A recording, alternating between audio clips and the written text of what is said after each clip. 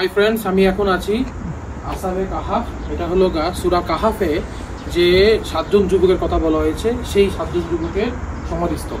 তো আমি একটু এই ব্যাপারে একটু বলে নিই। সূরা কাহাফে বলা হয়েছে যে যখন রোমান রাজা দাকিয়ানুস সে হলো বহু ঈশ্বরের বিশ্বাসী ছিল, তো ওই সময় 7জন যুবক তারা তখন অলরেডি ঈসা আলাইহিসসালাম মারা গিয়েছেন, এবং ঈসা আলাইহিসসালাম তো মারা যাননি। ঈসা আলাইহিসসালাম চতুর্থ আসমানে যাওয়ার পরে তারই অনুসারীরা 7জন ছিলেন, তারা মানে এক ঈশ্বরে বিশ্বাসী ছিল। আর কিন্তু রাজা দাকিয়ানুস মানে সেভারেল গডে বিশ্বাসী ছিল।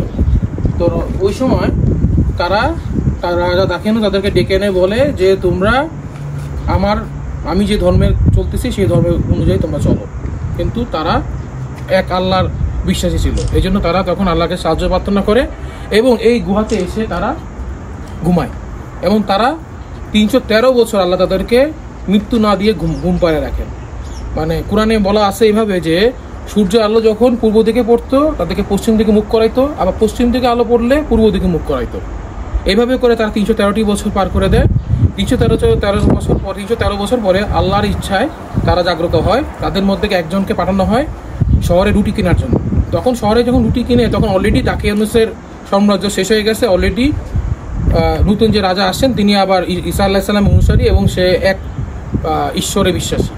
তো সে তখন তার অনুসারী, তখন তারা গেল। আবার ওই সময় ওই এলাকার লোকরা তারা জানতো যে এরকম 7জন যুবক ডিসঅ্যাপিয়ার হয়ে গেছে। তো তখন তারা বলে, এই মুদ্রা তোমরা কোথায় পাইলা? তখন বললো যে আমরা তো ওই সময় এরকম আমরা এখানে ঘুমাইছি, হ্যাঁ, তো আমরা তো জানি না কিছু। তখন তারা জানতে বলো যে তারা এরকম 313 বছর ঘুমিয়েছিল। পরবর্তীতে তারা এখানে আসে এবং এখানে তাদের মৃত্যু হয়, আবার এখানে পরবর্তীতে সমাধিস্থল করা